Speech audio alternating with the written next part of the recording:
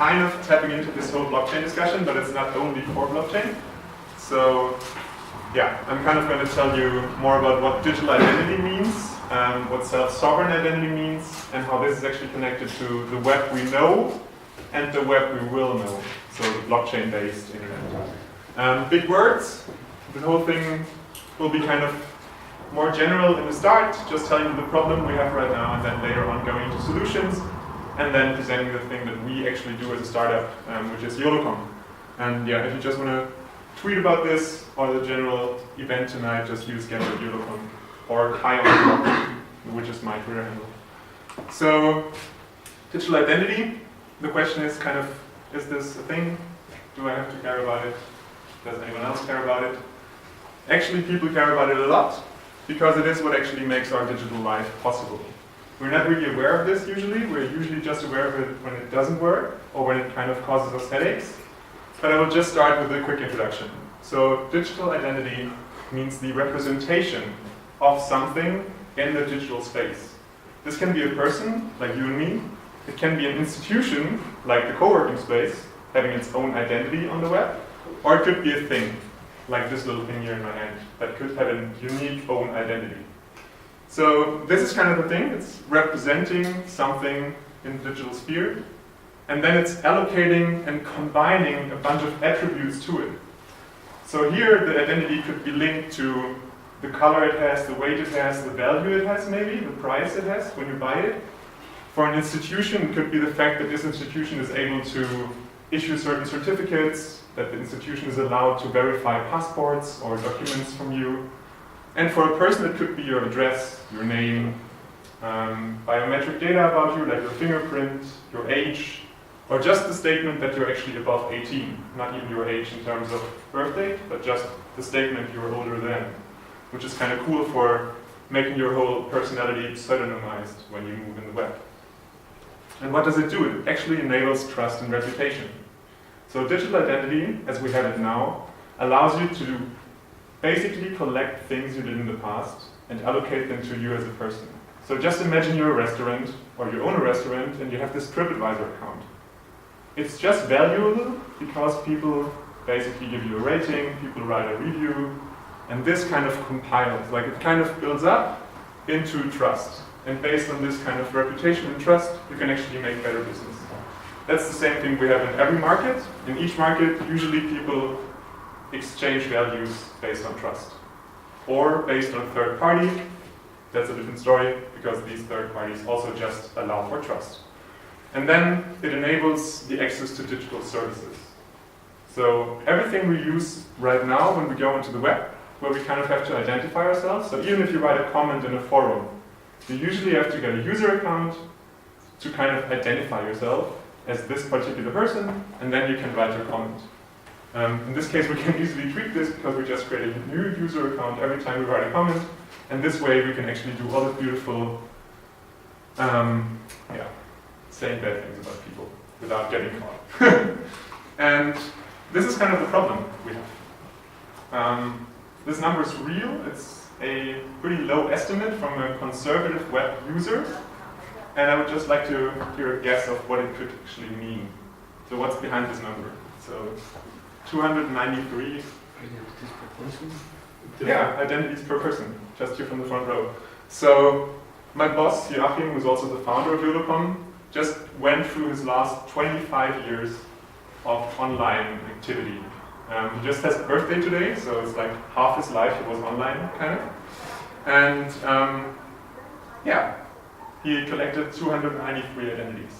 In studies where people check for how many identities we create over time, they often come up with like 500 identities, 600 identities, because every single thing you do where you have to sign up or log in once or twice and so on, you always create an identity. And what you do is that you actually give your personal data, like your name, information about yourself, your email address, your payment details, away. So you don't actually have it for yourself and you don't control it anymore, but you give the whole thing away.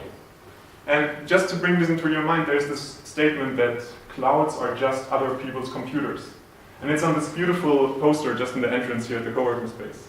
So what you do right now when you manage your identity is that you put your personal data on other people's computers. And that's not a cool thing. I mean, for one thing, you do it 293 times, which is terrible if you want to update anything. But let me just go a bit more systematically through the problem. So the problem is that you have no unified digital identity. You have not one place where you can actually check what you did with it, what you do with it right now, and what it entails. So all the different attributes about yourself. And the same is true for objects and institutions, but I'm going to keep to people to make it easier. But institutions can do the same. So user accounts with various usernames and passwords are provided by online services. So when you create a username today, you basically go there and ask for permission to get an identity. So it's not your own, it's something they issue to you. Like the state currently issues you a national ID. Your Personalausweis, if you're German, actually is not your own personal belonging. It is owned by the state. That's also the reason why you can't give it away as a fund if you go somewhere. Because you're not actually the owner. You're just the carrier. And pretty much the same thing is true with our digital identities. Just thinking about something like your Google login data. Google provides you with the identity. And they can always say that they don't provide you with this identity anymore. And then you're basically fucked. To verify your personal data is another pretty big deal. Just think about car sharing. You have to basically verify that you are allowed to drive a car. So you have to verify your driver's license. Anyone here in the room who did that before? Car to go, drive now. So how long did it take you to verify your driver's license? Did you use the funny video where you have to hold it next to your face and then wait for like 10 minutes? Or which was your process? Can't remember. Yeah, actually, there's tons of processes. There is no good standard. There's kind of like a minimum standard that everybody tries to fulfill. But overall, it's a headache and it's a lot of repetition. So every time you go to a new service or you want to go to a new service, like just imagine there's 10 different car sharing companies here in town. Right now, you probably won't use all 10 of them just because it's a hassle to create an account, to manage the account, to manage how much money you have on the account, or if it's the right payment data, whatever. And you always have to go through the verification process. The same is true if you want to use an online banking service. You have to go through KYC, so know your customer regulations, which also means verifying certain data about you. And you have to do it every single time. Just who of you took part in ICO? Did we talk about this? Did you take part in ICO with KYC? Very good. This means you might have something from your money in the long run. There were some ICOs last year where people did not go through KYC, so that money is gone. It's gone for the ICOs and it's gone for the people that spent money for the ICOs, so it's kind of a loss for all sides of the party. But basically what it allows you is that you can take your verifications with you. Just imagine you currently carry your ID with you and you show it if somebody asks. But you don't leave it with them. And the same is true in the future. In the future you have your digital identity that you carry around that has verified information on it that everybody can trust, and you show it every time you need it. This allows you to easily switch between services, and the classical network effects we know from the web right now are not as easy to happen, which is a pretty awesome thing for new markets. And then personal data right now is already spread all across the internet, and I kind of touched upon this, so basically it's terrible to update it. Who of you got a package delivered to his old address at some point in the past? Okay, or something like this, right? So people try to send you something, people try to reach you, but unfortunately you don't use that social network anymore, or you don't actually use that email anymore, or you forgot to update your delivery data, so Amazon can't reach you, and you just wonder where your package stays. So these kind of things happen because right now we have to manage all these 293 identities, and we can't update them easily in one place. Yeah, and this is basically just a question of consumer benefit of ease of use and stuff, but it's actually a security threat. Because it means that every service has to create an own database where they store your data. And this database has to be super secure, because it's one central honeypot where hackers know that behind these doors, even though they're locked in quite nice ways, there's tons of valuable data. Like a 2015 estimation from the US is that each data set of a person, so each digital identity that is stolen from a server of a company in the US, is worth $163 on the black market, if it is associated with name, payment data, email, which is kind of the standard thing you have in an e-commerce transaction. So it actually is a problem for you. even if you would love updating your information in 200 different accounts, you might not love that there's 200 hackable accounts that people actually want to hack because they're relative to what's in them, fairly easy to hack. And we saw 2017 was the all-time high in a range of years that were all-time highs in data breaches. I think we heard there was the Equifax hack last year, then it came out that Yahoo actually lost 3 billion user data instead of 1 billion, and it took them 4 years to actually get that they got stolen. Like that, it's very good. I don't even want to talk about it. I don't want to talk about it because we already solved this. And we're going to solve it for many, many other people in the future. But now, let's go a bit more back to the basics because some of you might use this. A single digital identity. Beautiful, right? Like you have your Facebook login and everything you do online is done via Facebook or via Google, or maybe two. Maybe you have the hassle of dealing with two identities. But today, actually, it's quite nice, right? I mean, you can just go there and you use Twitter with your Google identity, or you use whatever online shop with your Google identity, or whatever new kind of messaging service comes up, or everything you get from the Play Store, for some reason, is connected to your Google identity. Android users. But yeah, this is actually quite cool. Like the usability is awesome, right? Like there's frictionless enjoyment. The only problem is you lose and the service you use loses. Because if I'm an app developer and I want to use this as my kind of user management tool, the tool how people can sign into my service or not, I basically give away all my traffic data, data about my users, data about how often my users log in, how long they stay, to Google. What the fuck? And then they sell me advertising based on stuff they should not know. I mean, that's just kind of a tricky and shitty system. The same is true for Facebook, so I'm just making this kind of general business case of them. So as an app developer, as a startup company that tries to attract a user base, you usually go with these guys because you can't afford building a secure data storage where you can kind of store your user data.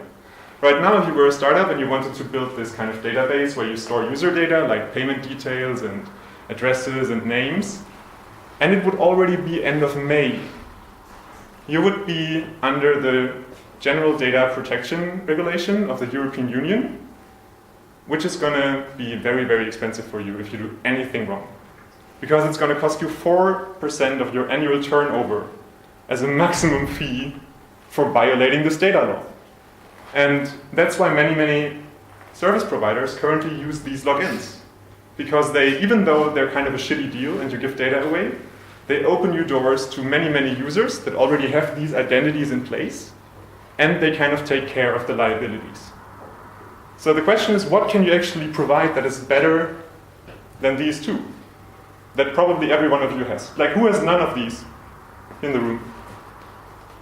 Nice. 2 people. So it's about 5% of the room. So Google and Facebook did a good job, I guess. The question is, can we do a better job?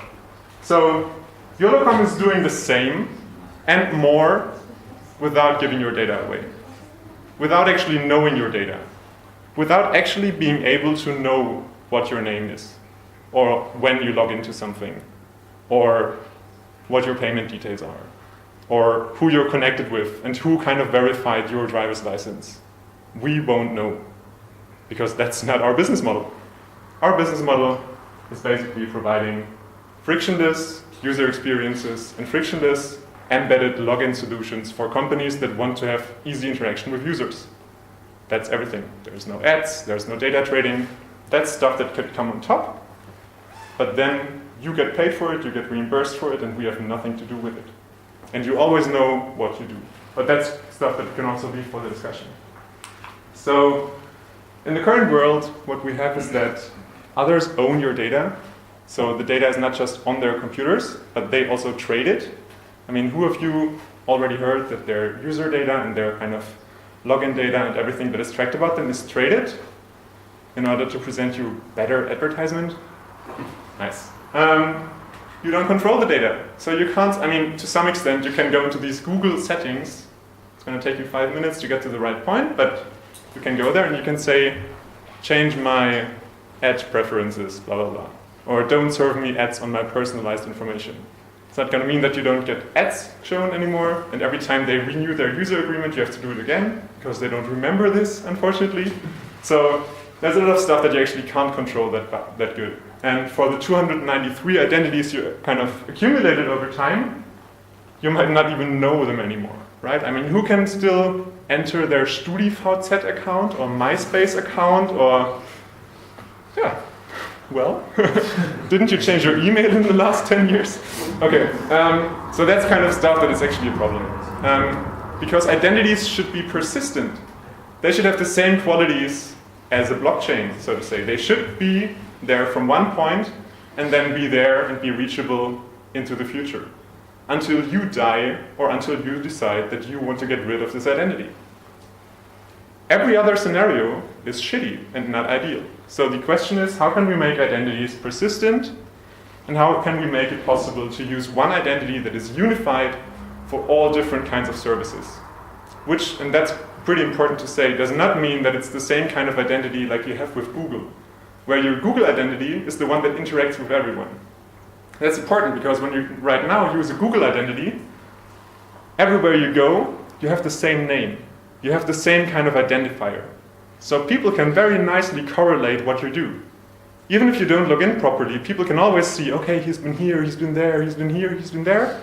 And then they accumulate this, they analyze it, and they have a beautiful profile about you. Because you always kind of show up with the same identity. In our case, it doesn't mean that you actually show up with the same identity. For every interaction you do, you get a new sub-identity. I mean, that's technical details, but that's stuff we actually think about quite a bit, because we don't want you to become this one number that interacts with everyone all over the web. And then, even if your stuff is secret, protected, encrypted, whatever, people can just go the other way around and find you as well. So we understand privacy not just as something that we actively do, but that we also kind of passively work for by building the right infrastructure into our products.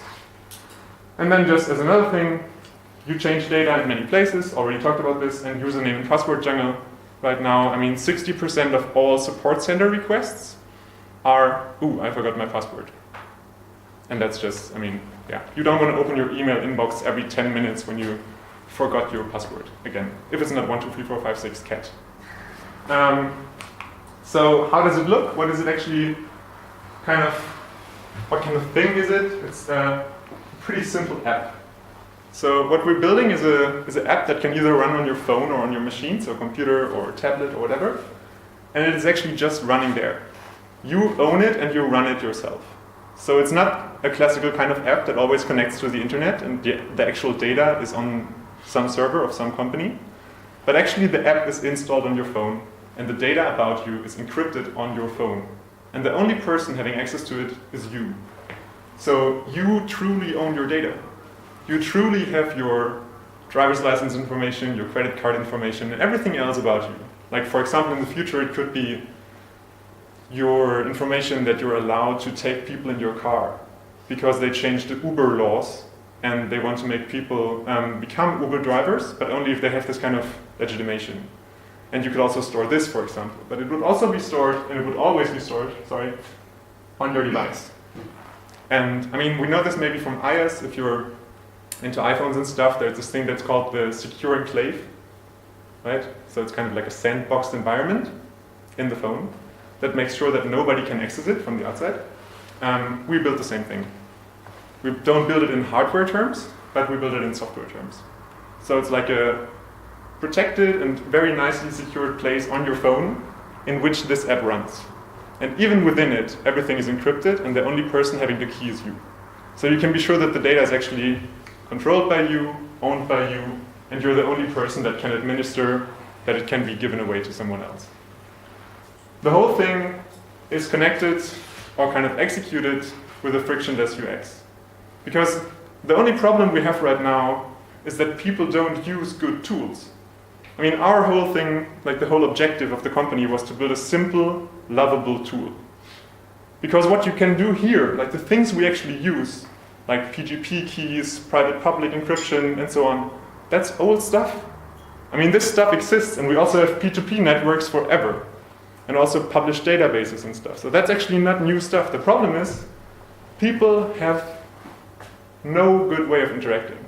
There's no nice user interaction going on. It's really hard to kind of manage your keys. I mean, who of you uses encrypted emails with PGP? Do you like it? In terms of like having this very long seed phrase of potentially 12 words that you have to remember? Or do you have an easy password? Not really. Yeah. Okay. So the point is, it once again starts that it's the key management, like the management of your passwords, the whole process is really complex. And it has to be complex to some extent because you want to have it securely.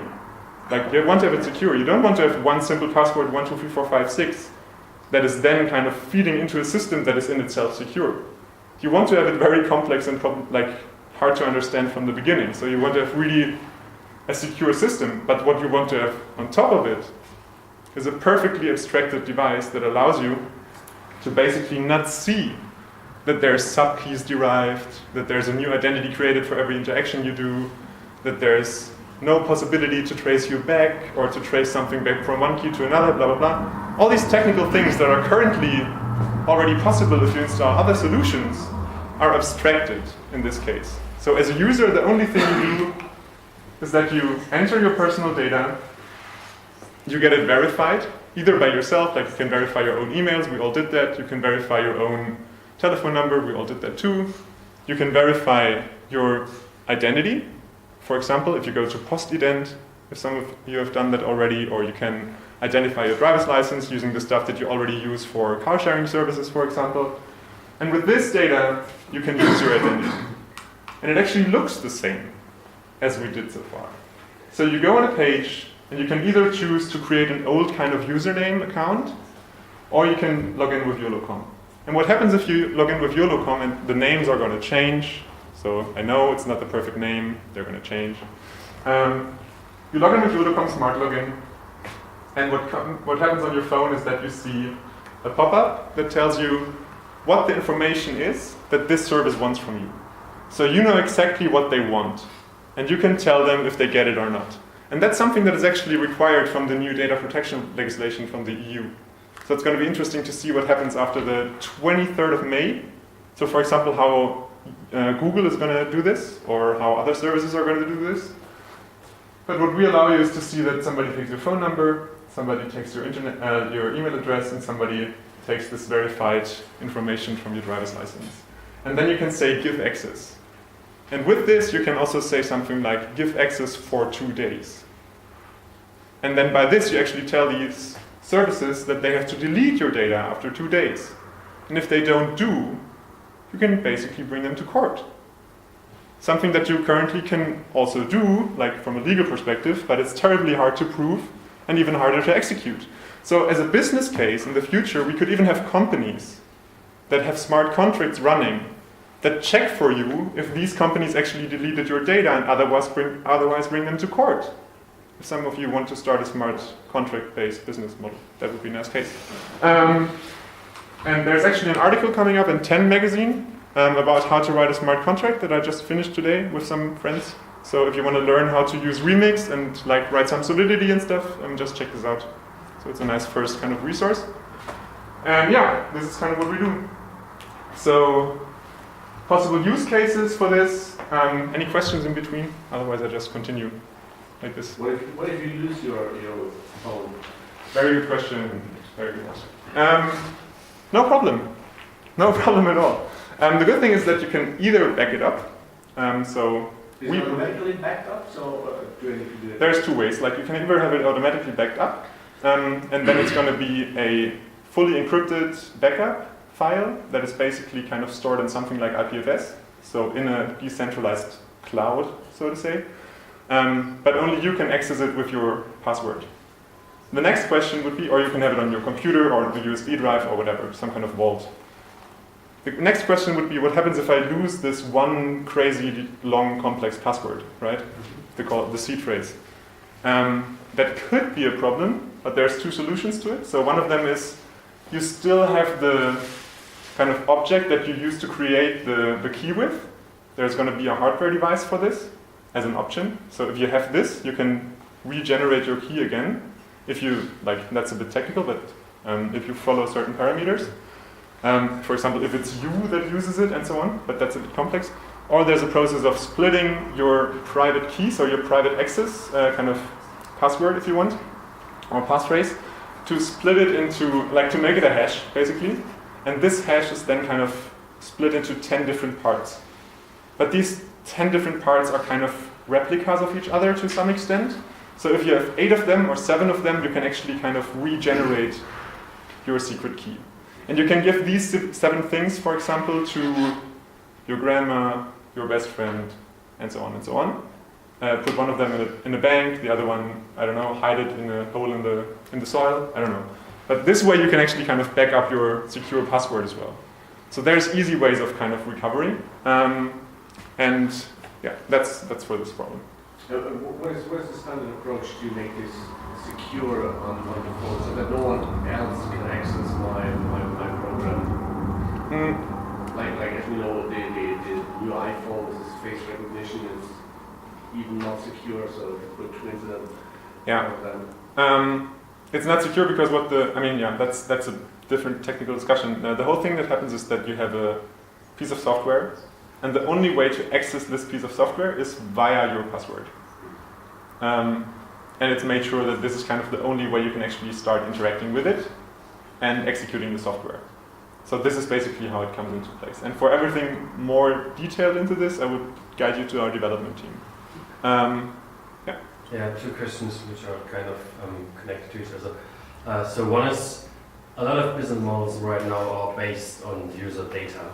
Yeah. So how do you want to make money? And second question, I don't know, the case of Edward Snowden has been, 6 years or 7 years, and still people don't give a fuck about their data on the internet. How would you reach the people? Yeah, I mean there's 2 actually connected answers to this. So it's actually kind of connected to the data marketplaces part. One thing first, we're not building an identity solution and a marketplace because we try to have 2 different people do that. What we try to enable is to connect identities and actually like rich identities, so something that is more than just the Ethereum address. And we've just seen in Tim's presentation that the current identity on Ethereum is basically a key pair, and it's your public key that is associated with the transaction, right? Like that's your identity, and that's the level of detail it gets to. There's nothing more.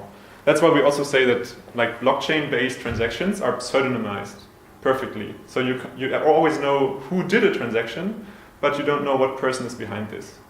And now to bring a use case in, also from the society perspective, if you want to buy a house, say 10 or 15 years from now, and you want to go through a quick and handy process with making sure that the ownership of this house is transferred to you from the current owner, then you don't just want some kind of random address, but you want to make sure that this identity of the person you buy it from and the ownership of the house is connected to this identity, and it is approved by a public body, right?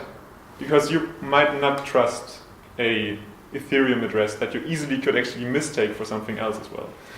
So that's kind of where this taps into, right? So the whole use of digital identities and of these digital identities for the blockchain world is everything beyond Silk Road.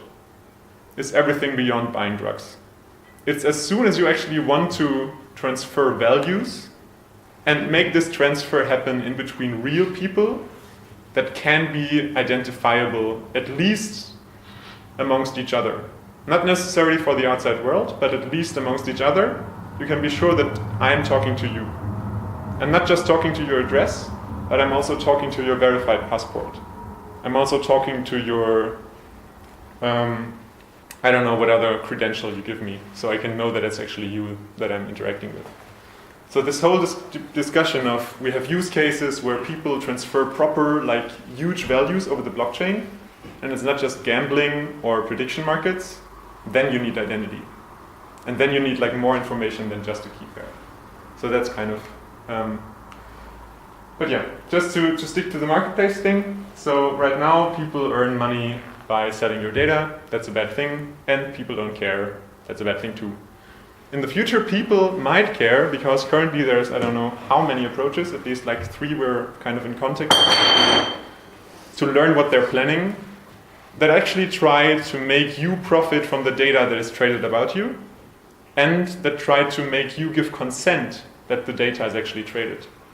So there's companies like Data Fund, like Valid, both of them are just in their ICO phase right now. There's something like the Ocean Protocol that tries to allow you to basically kind of earn money from the data that your IoT devices produce. And the cool thing about this is that in the future you will be able to earn money from the data trading without telling anyone that it's you that actually created that data. So you can sell your profile without selling your identity with it. You might get a bit more money if you give your identity with it, but you get already reimbursed if you just give away your, let's say, surfing behavior on some kind of alternative Facebook, or your moving behavior that you produce by using your smartphone in the city, or whatever other data you create. So it kind of allows you to build marketplaces for data that people produce themselves, that is associated with their personal data, that is associated with their personal identity, and that they should basically also be able to marketize or to market if they want. So that's where we will go in the future. We will probably move away from many of these current like ad-based profiling systems.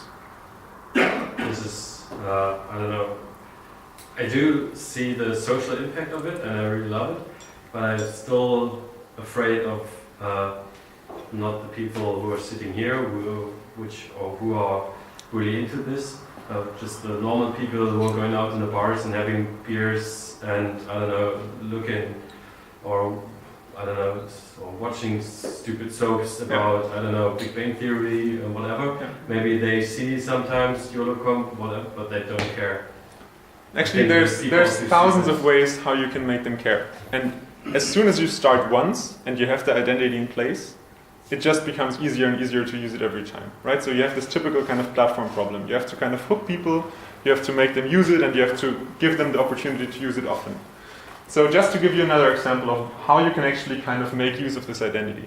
I mean, I already mentioned this kind of car sharing model, right? So if many different car sharing or bike sharing providers would use this as a login function and also as a payment function, you could basically move through the city without thinking about, do I have an account for this bike? Or do I have an account for this car right here at the corner? And this is an incredible use case, and it's a use case that is actually also beneficial for the companies that currently provide car sharing services. Because for them to get users from another service to move to their place is actually pretty expensive. And this way we basically create a new kind of market dynamic, because we take away the barriers that hinder people from entering the market. Another thing how you can make the everyday person use the Jolocom identity more is if you, for example, use it in connection with a market research dApp. So just imagine you're a market researcher and you're just creating this product. It's for pretty geeky guys working in the software development field, mainly being interested in Python. No JavaScript. Like actually it's really good if they don't use JavaScript, just because it's kind of a shitty language. And then how do you make sure that the people joining your study are people that like Python, don't like JavaScript, work in the city you plan to have as your first market, and are in the age range you want to address? Like just like today's market research world, how do you do that? You could scrap data from LinkedIn, but that doesn't fully work. Next kind of approach. Okay, so what you do is that you say, okay, everybody who does this, like following the today's approach would be the panel is way less quality in terms of you maybe know that they're software developers, but they could be UX designers. Because the marketing firm that you hire to give you the people joining your study will not tell you. Because their job is to get money from kind of showing you some people that somehow fit. But you don't have the perfect fit. You can't be sure how good your panel is. But you still pay a lot of money. Let's say for this kind of study you pay 10,000, 15,000 euros just for the data of, let's say, 1,000 participants. But imagine you have this app on your phone, and many people have this app on their phones, and somebody looks just for you. They can basically offer you to give you $100 if you fill in the survey. Because you are the exact person they look for. So they can directly interact with you based on who you are, based on what your interests are, And you can freely decide if you want to join this study. And you can say, okay, maybe I fit in this survey because they look for somebody in my profile and I get 50 euros for fitting in the survey, that's fine. And as a market researcher, you know that the person that is just filling out your survey is actually the person you want. And that's an incredible business case, actually. Like, that's something that's really going to change how market research and all this kind of marketing related user studies are done right now. Another thing that you will use it for in the future is to basically go differently about KYC models. So let's just imagine you want to do something like the ether risk that Tim just talked about, but in a more complex way. So you want to have something like an insurance for your home, or an insurance for something where it's important that you prove that you own it. And this ownership should be tied to you as a person. And this whole experience should be kind of frictionless. And then there's a few ways into this. So you could get a Ethereum address for your car from some service provider, and you could get an Ethereum wallet for yourself, and you could manage all of this on your computer and hopefully not forget the passwords. Or you could manage the whole ownership stuff in your actual identity app, which is the Jolocom app. And this would allow you to just go onto the site of this particular insurance provider and book the insurance right away. And it's a one-click insurance. It's not like, wait 2 weeks until we verify that you're actually a person that is allowed to get this insurance. So there's like thousands of ways. Like what we actually build is an enabling technology. So we don't build the final app, but we build basically the infrastructure that is underneath it. Just as a kind of clarification. So everything that you can imagine that needs high quality identity data that is used in a nice way with like old web environments or new blockchain use cases, you will always need a way to kind of manage identity properly. Otherwise you're going to fail, unfortunately. Yeah, coming back to your market research use case, one question. What do you specifically mean with qualities? Like, because I can also imagine a case where you could maybe manipulate some of the data when it comes to like qualities like education or experiences or something. Definitely. But the whole point is that what we offer and what is needed, I mean, that's for sure. Right now you can do this usually, that you just go somewhere and you claim that you have a university degree from Harvard. But how will anybody ever believe that you have a university degree from Harvard? Only if Harvard verifies your degree. Mm-hmm. And that's what this allows. Like basically, if Harvard, and there's a university in Berlin that we're talking to kind of have this as a pilot project, if Harvard verifies your transcript of records, and also verifies that you took these kind of courses and that this professor kind of was a guy that liked you. And you have this and you manage it through your smart wallet. And there's this market researcher that looks for people that actually have a verified Harvard degree. They're going to find you. They're not going to look for somebody who claims to have a Stanford degree but doesn't. Because that's what they currently do and that doesn't actually give them much.